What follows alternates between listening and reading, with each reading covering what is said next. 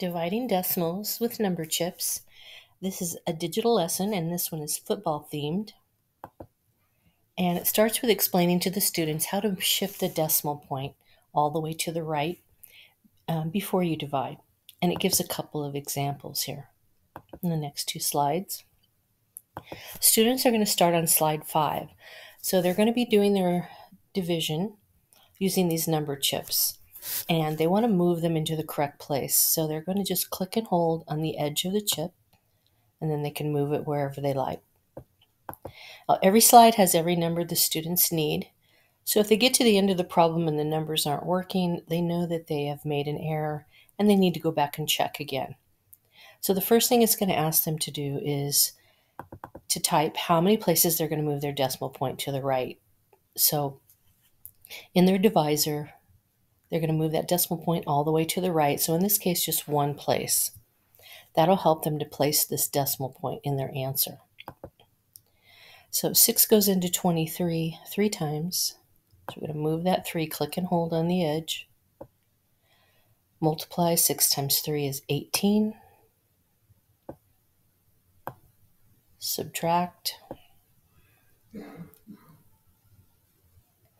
5.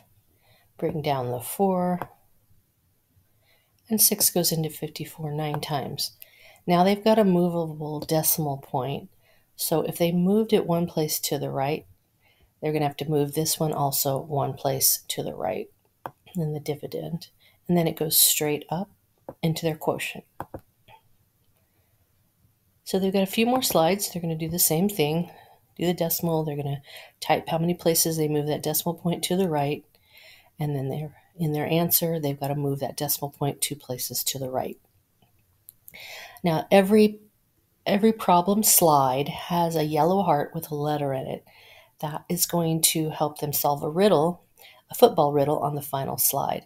So they're going to match their quotient with that letter.